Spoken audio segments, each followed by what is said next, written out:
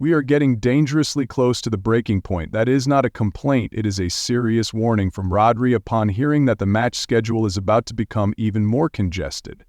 The issue now is no longer just about the number of matches. It is the accumulation of relentless pressures. The expanded Champions League, the FIFA Club World Cup, domestic leagues, international tournaments, and now even the proposal to eliminate extra time as a temporary solution to ease the burden. But as Alex bluntly pointed out, cutting extra time only patches the surface. It does not address the root cause. Former greats like Xavi and many current stars have gone even further. They believe that if no drastic action is taken, an explosion is only a matter of time. More worrying still, even young players, those who once burned with desire just to step on the pitch, are now openly supporting the idea of a strike. Not because they are lazy, but because they are being pushed to the brink without anyone bothering to ask, "Are you okay?" These are just two voices among many rising against a football system that is grinding players down to the last ounce of strength. Yet instead of solving the core problem, UEFA seems to prefer a gentler route, cutting playing time by scrapping extra time in knockout matches. A decision that sounds almost surreal. The Union of European Football Associations, UEFA, is currently considering changing the rules in the Champions League, the most prestigious club competition in the world. If this proposal is approved starting from the 2027 season, every knockout match that ends level after 90 minutes will go straight to a penalty shootout without extra time. UEFA claims the move is to reduce the burden of an already packed match calendar and to protect player health in an increasingly brutal era of modern football. However, the idea has immediately sparked controversy. Critics argue it could strip the Champions League of its traditional drama and identity. To understand the full context, it must be noted that up to now, the Champions League has used 2 periods of 15 minutes of extra time if a match is level after 2 legs or after 90 minutes in knockout rounds. Only if still tied would matches move to penalties. Starting from the 2024 to 2025 season, UEFA is reforming the tournament, expanding the group stage to 36 teams, with each team playing at least 8 matches instead of 6. On top of that, domestic and international calendars are bloating. The pressure on players is reaching dangerous levels. According to The Guardian, UEFA is studying the possibility of eliminating extra time once the current broadcasting rights cycle ends, around 2027. In fact, this trend has already begun. UEFA scrapped extra time in the European Super Cup starting from 2023. The FA has eliminated replays in the FA Cup to lighten the load. The expanded FIFA Club World Cup in 2025 is set to make the match schedule heavier than ever for the top clubs. According to data from Fifth Pro, there are now players who play 60 to 70 matches per season, pushing the risks of injuries and exhaustion into the red zone. In this context, extra time, an additional 30 minutes at the most critical stage of the season, only worsens the physical crisis facing players. And statistics from The Guardian expose an undeniable truth. The 2022 to 2023 Champions League season did not have a single match that went into extra time. The season before that had only 3 matches needing extra time.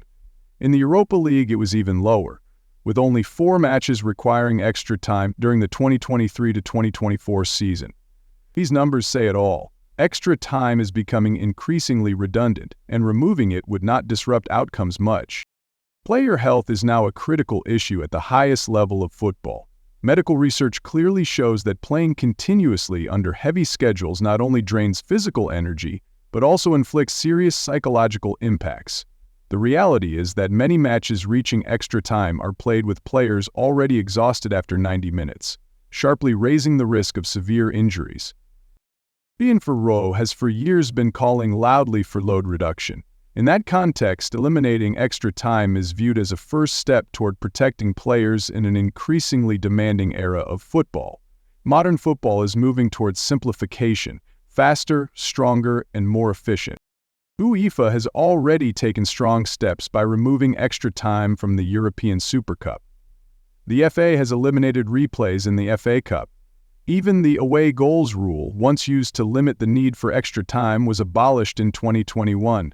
These changes show that the world's top football organizations are starting to admit that prolonging matches no longer fits the brutal pace of the modern game. As knockout matches become ever more tactical and physically taxing, the need to shorten game time to preserve quality is clear and inevitable. It comes as no surprise that the major clubs, those who often reach the latter stages of the Champions League, lean toward supporting the proposal. For them, scrapping extra time would help ease the burden of rotation and protect the fitness of their key players. However, not everyone is celebrating. Broadcasters, who often count on the tension of extra time to extend broadcast hours and rake in advertising revenue, are likely less enthusiastic. Yet, penalty shootouts have a unique appeal for fans, often delivering even more intense emotions and drama than extra time. As expected, the proposal to remove extra time has immediately ignited fierce debate across the football community. On forums like Reddit, fans are split into two camps. Those against the idea argue that extra time is the soul of knockout football. They point to iconic matches, like the thrilling showdown between Brazil and Croatia at the 2022 World Cup, where extra time delivered unforgettable comebacks and moments of magic. Some even suggest turning back time by bringing back the replay system instead of rushing straight to penalties. But many others support shortening the matches, believing that after 90 minutes of intense competition, an extra 30 minutes only drags down the overall quality. According to a YouGov survey conducted on May 18, 2025, 45% of participants agreed with eliminating extra time, while 37% opposed. Notably, among younger fans aged 18 to 34, the dominant demographic in modern football, the approval rate climbed to 58%. This could be a sign of a shifting way in which the new generation consumes football. It is not just fans. Many experts are siding with the plan to cut extra time. Former Manchester United player Karen Carney emphasized, "The current match calendar has become dangerously absurd. Any solution to reduce the burden should be seriously considered."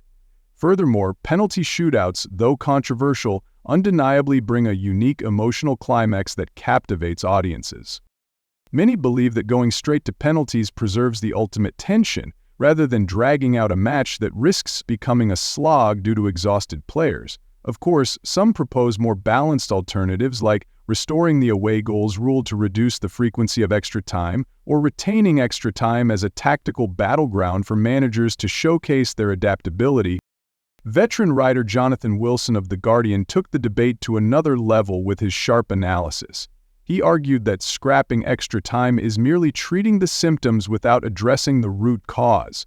According to Wilson, the deeper problem lies in UEFA and FIFA constantly expanding tournaments and adding new formats, which has relentlessly worn down the physical health of players.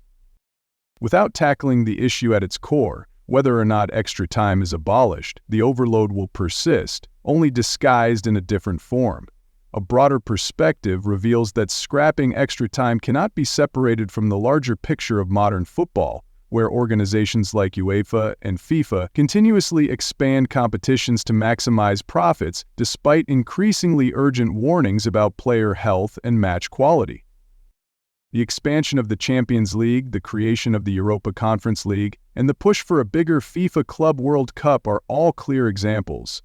FIFA Pro has repeatedly sounded alarms, warning that the current match load is approaching an unsustainable level, with stars forced to grind through an exhausting calendar.